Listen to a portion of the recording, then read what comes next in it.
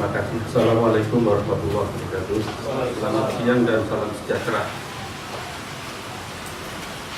Tadi sudah dijelaskan bahwa di bidang politik ini terkait dengan semua aspek kehidupan, termasuk apalagi tentu saja hukum. Pada tahun 2013 dan menjelang 2014, tentu saja kita lazim menyebut kalau tahun-tahun itu adalah tahun-tahun politik.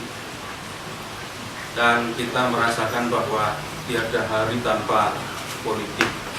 Politik sudah menjadi bagian dari kehidupan kita sehari-hari, terutama di era reformasi. Nah, kita di era reformasi ini kan sudah satu dasawarsa lebih.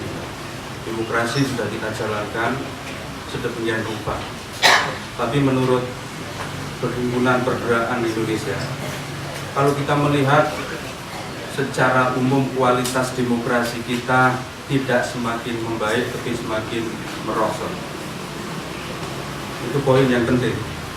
Demokrasi politik jauh berjalan lebih cepat daripada institusionalisasi politik dan penguatan budaya politik.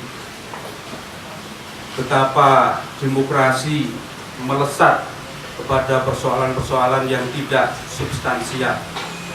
Demokrasi melesat ke persoalan-persoalan yang bersifat permukaan. Demokrasi hanya dilihat dari sekedar kompetisi politik yang ultraliberal. Disebut ultraliberal karena memang demokrasi kita memiliki derajat kebebasan yang tinggi, sampai-sampai kebebasan yang ada dalam iklim demokrasi kita kerap kali tidak termanage dengan baik. Kebebasan tidak diiringi dengan tanggung jawab dan budaya politik yang tinggi. Akibatnya kita merasakan paradoks demokrasi di Indonesia. Catatan yang terkait dengan demokrasi, sekali lagi bahwa pasca reformasi kita tidak merasakan adanya kultur baru dalam politik yang demokratis, partisipatif, kompetitif dan menghargai prestasi. Kultur politik lama, ini yang penting, terutama tahun 2013 ini kita merasakan bahwa kultur politik lama yang semi feodalistik itu menyembul dalam sejarah politik kita dan menjadi pola sikap dan perilaku yang seperti menu lama di piring baru. Jadi kita sudah menerapkan demokrasi, di sisi lain terjadi fenomena ultra demokrasi yang begitu bingar-bingar, tapi di sisi lain kita menemukan kultur politik yang semi feodal dalam demokrasi kita itu masih menyembul. Dan tentu saja kita sedih yang seperti ini kan membuat kualitas demokrasi kita itu semakin menurun, karena budaya yang tepat dalam merespon perkembangan politik kita adalah budaya yang demokratis, bukan budaya yang semi feodalistik, apalagi budaya yang feodalistik. Kita juga mencatat bahwa politik liberal itu semakin padat modal dan mengembangkan citra yang seringkali tidak otentik. Ini penting nih.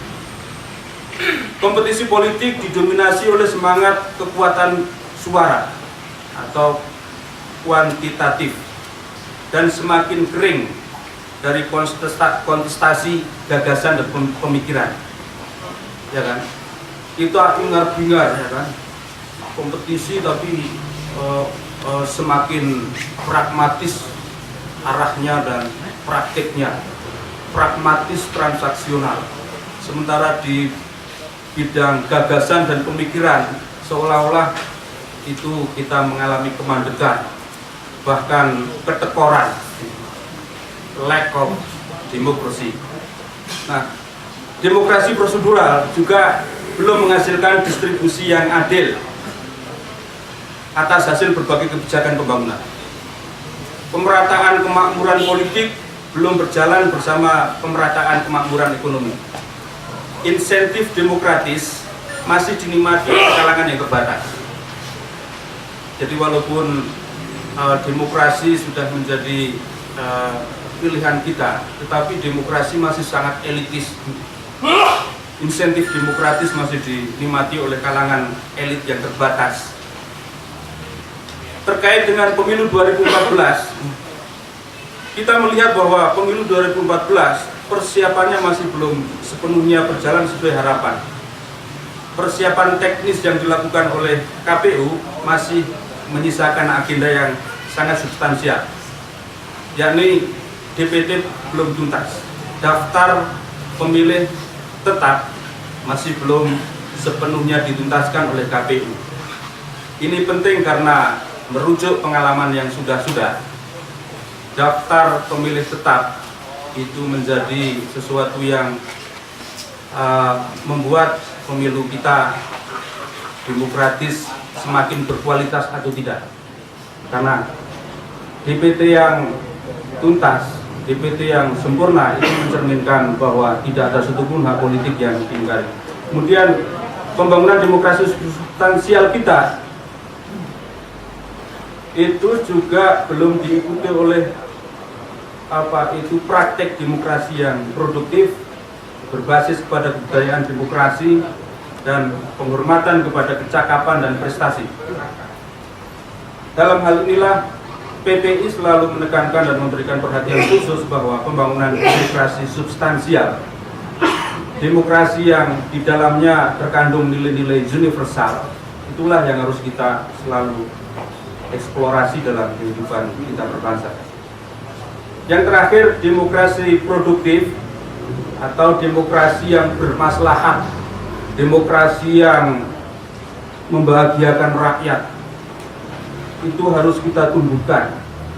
Betapapun kita masih terbelenggu oleh praktik-praktik demokrasi prosedural yang menjebak kita untuk belum berkutat kepada konsentrasi dalam menumbuh kembangkan demokrasi substansial ini, tetapi itulah yang harus kita kedepankan.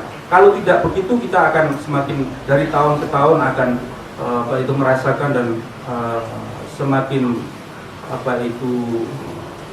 melihat kualitas demokrasi kita semakin merosot. Itu yang harus kita cegah.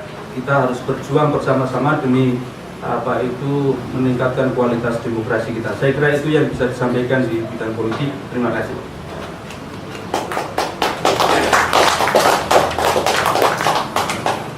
Terima kasih Pak Alvan. Pendek tapi tajam, dalam, dan patut untuk menjadi bahan pemikiran yang sungguh-sungguh. Hukum sudah, politik sudah, ini ada dimensi yang sangat penting, ekonomi. Ekonomi itu bicara tentang kemakmuran, tentang kesejahteraan. Bagaimana distribusi kemakmuran, distribusi kesejahteraan itu jadi isu yang penting. Politik yang berhasil itu biasanya punya daya dukung yang kuat untuk ekonomi yang tumbuh, dan pertumbuhan ekonomi itu kemudian terdistribusi dengan adil untuk rakyat. Hukum juga begitu. Hukum sesungguhnya disiapkan untuk menjadi kerangka bagi kemakmuran rakyatnya. Nah, di sebelah kanan saya Pak Andi Subiakto, ini ahli ekonomi.